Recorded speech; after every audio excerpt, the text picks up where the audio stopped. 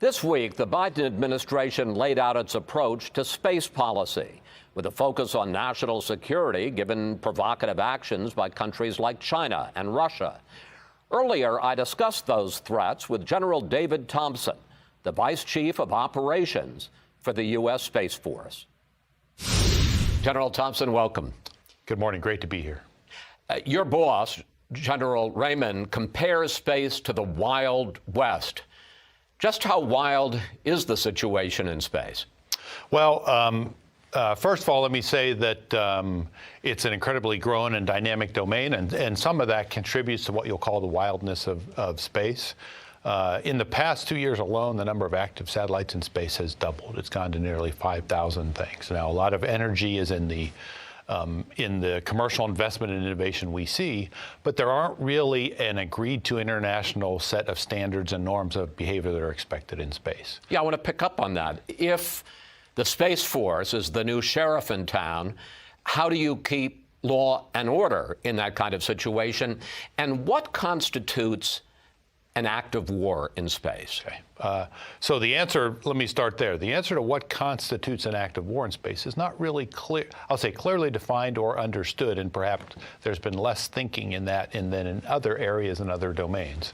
What we are not, though, is we are not the sheriff in town. We are a military force, but we firmly advocate for regulation and conduct and standards of norms of behavior that everybody should follow and that we should follow as well. And does anyone, the other nations, especially China, especially Russia, do they listen to us in that area? There are conversations ongoing. They put forward proposals as well, so do we, but things have not proceeded very far in the recent past. We've tried to facilitate it. It's really under the leadership of the Department of State. But recently, the Secretary of Defense outlined what I'll call 5 tenets of responsible behavior that we apply to that everybody else should. Conduct your space operations in a safe manner.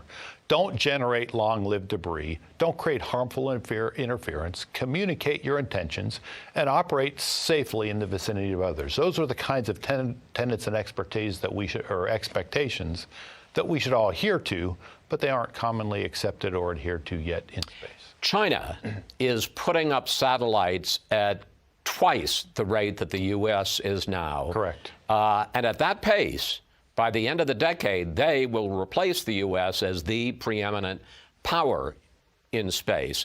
When you look at the hypersonic missiles, when you look at satellites with robotic arms, just how much of a threat is China to the U.S. and to the rules of the road in space? So China is a tremendous threat, as you noted. Now, I don't think it's a foregone conclusion that they will be the leader in space by the end of the decade, but they're on an incredible pace. We are still the best in the world in space. Our capabilities are the best in the world in space, but they're moving aggressively, they're moving quickly, and we need to adapt our approach. We need to adapt what we do and how we do it in order to keep pace and outpace them. But they are a threat. They can threaten us kinetically, like you said. The Russians on the 15th of November conducted a destructive anti-satellite test. The Chinese conducted a similar test in 2007. They have robots in space that conduct attacks. They can conduct jamming attacks and laser dazzling attacks, and they have a full suite of cyber capabilities.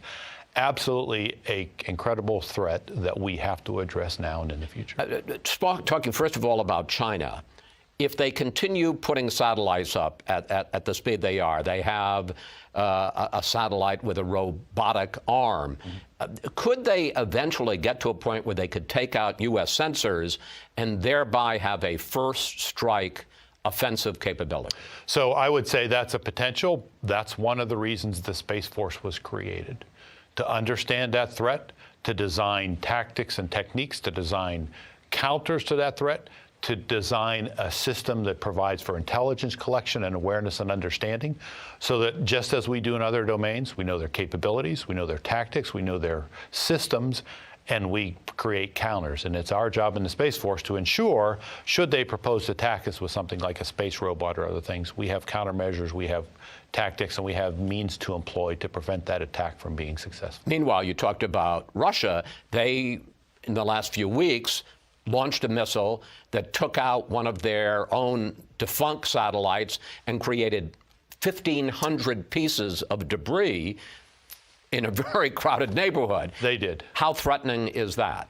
It was an incredibly dangerous and irresponsible act. In fact, they conducted it at an altitude over the North Pole. That means for years to come, that debris will be present, and it will eventually filter down and re-enter the atmosphere. But as it does, it has the potential to threaten every single satellite at altitudes below that, including the International Space Station, and interestingly enough, the Russian cosmonauts on the International Space Station. So in that sense, it's a dangerous behavior that threatens our use of the domain. What we also need to do, however, is design new space systems that recognize that's a possible threat and make it less productive and valuable to try to conduct that sort of attacking. Well, let me ask you about one aspect of that, because one of the things that we're doing is putting more lower-cost satellites up. And is the idea that you create this sort of swarm of satellites and you put too many targets in space for them to shoot? Exactly right. You know, the term we use is resilience, and we make it such that it's too hard, too expensive, and too unlikely that they'll succeed in creating the effect they want. Because rather than the past, when we've had a small number of very sophisticated, very capable satellites, we now intend to field more and more and more lower cost, lower capable that provide in aggregate the same capability.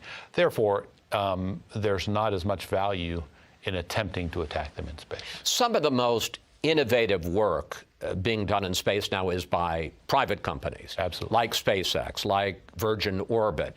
What kind of a partnership does the Space Force either have or hope to develop with these private companies? We both have partnerships, and we're going to develop more. The first is, as these new commercial services come online, if they're of value to the Space Force, if they're of value to our joint force, we're going to use them directly for our benefit. The second is that innovation and creativity we see in their technology and the way they operate, if we can leverage and apply them to military missions, we'll do that as well. And then the third piece is we're actually partnering with them and sharing information on mission requirements, mission design, cost, and threats.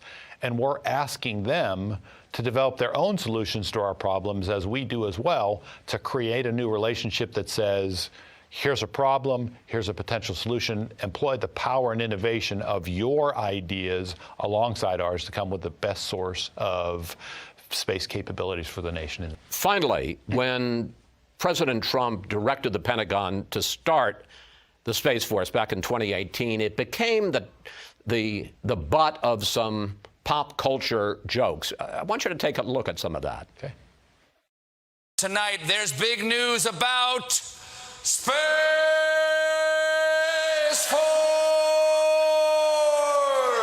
Wow, Space Force. It's the plane of today. So, how do you react to that, and how seriously is the Space Force being taken by our adversaries now? So I think as people more fully understand exactly who we are, what we are, how we contribute to the security of the nation, I think absolutely they're taking us more seriously. We certainly see energy and desire out of the young people of the nation to join and participate. I would say that humor is a fundamental element of the human society and always been part of American culture. If we can't take a joke, if we can't accept some of the humor like that, then we're probably not prepared to face the greater challenges we need, and we're absolutely up to those challenges. And I gather from what you say that China and Russia are not laughing. General Thompson, thank you so much for talking with us. If I may, Mr. Wallace, thanks. Let me say that speaking for myself, speaking for General Raymond, and I know I'm speaking for the 13,000 Guardians, it remains an honor and a privilege to serve the nation and its people. Thank you, sir.